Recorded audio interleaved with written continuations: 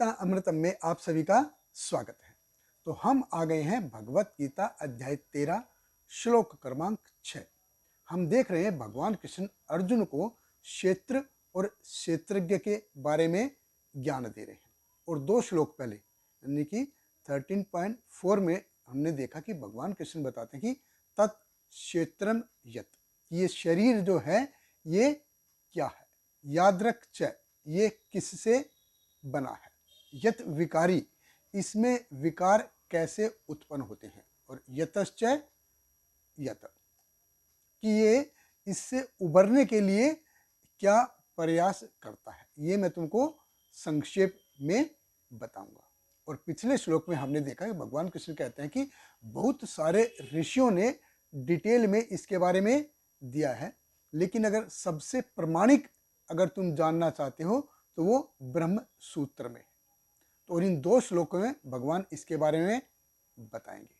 तो भगवत गीता अध्याय 13 श्लोक क्रमांक 6, भगवान कृष्ण कहते हैं, महाभूतानि अहंकारो बुद्धिर अव्यक्तम एव च इंद्रियाणि दशक एकम च पंच च इंद्रिय गोचरा। भगवान कृष्ण कहते हैं पंच महाभूत, अहंकार, बुद्धि, अव्यक्त यानी 3 गुणों की अप्रकट अवस्था, 10 इंद्रियां तथा मन और 5 इंद्रिय विषय। देखिए भगवान कृष्ण कहते हैं कि तत् क्षेत्रम यत, ये शरीर क्या है, ये शरीर है पंच महाभूतानि। पंच महाभूत जैसे पृथ्वी, जल, अग्नि, वायु और आकाश, ये पंच महाभूत है।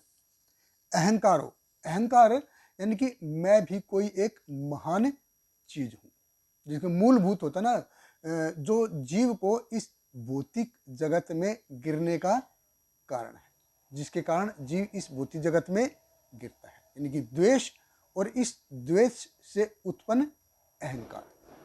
द्वेष क्या है?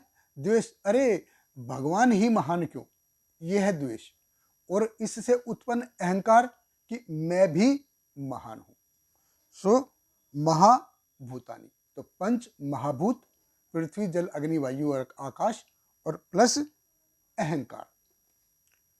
बुद्धिर अव्यक्तम एवच, बुद्धि यानी कि अहंकार के कारण ये बुद्धि क्या करती है, बुद्धि मन को भोग के लिए प्रवृत्त करती है। और जब मन जो है भोग के लिए प्रवृत्त होता है तो वो इंद्रियों को डिक्टेट करता है, आदेश देता है, और इंद्रियां क्या करती है, वो भोग के लिए जुट जाती है, भोग के लिए क्रिया में जुट जाती है। एक्चुअली ये रिवर्स साइकिल है। अहंकार के कारण क्या होता है, बुद्धि रोंग प्रोग्रामिंग करती है, या बुद्धि का रोंग प्रोग्रामिंग हो जाता है। जैसे हम कोई अच्छा रोबोट बनाने जाते हैं और वो बुरा रोबोट बन जाता है, जैसे मूवी में आपने देखा होगा। तो अहंकार और ईर्ष्या के कारण बुद्धि ये क्या है, कैसे भगवान कृष्ण की सेवा कैसे की जाए, बजाय इसके ये किस में जुट जाती है कि मैं कैसे आनंद प्राप्त करूं।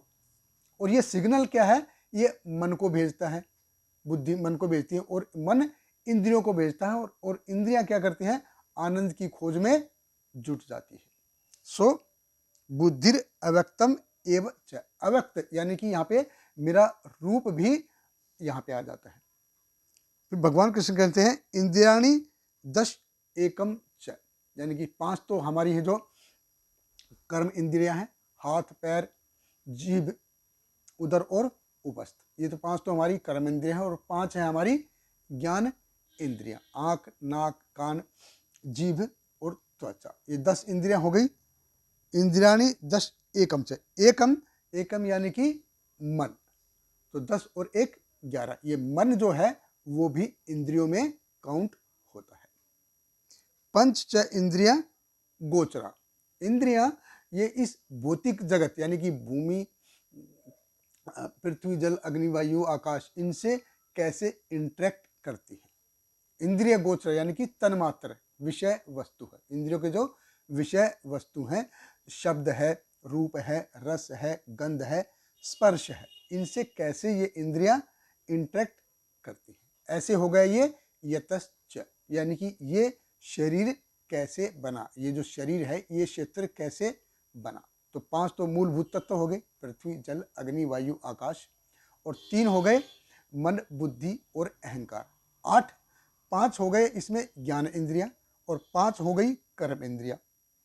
8 और 10 18, और 5 हो गए इंद्रिया गोचरा यानी कि इंद्रिय विषय तन मात्र, ये हो गए 23, और एक हो गया काल 24। ऐसे काल ये भगवान के अधीन है और बाकी 23 ये हमारे अधीन है। तो ऐसे इनसे मिलके ये हमारा शरीर बना है, ऐसा भगवान कहते हैं। बहुत बहुत धन्यवाद। हरे कृष्णा। श्रील प्रभुपाद की जय। Hare Krishna, Hare Krishna, Krishna Krishna, Hare Hare, Hare Rama, Hare Rama, Rama Rama, Hare Hare.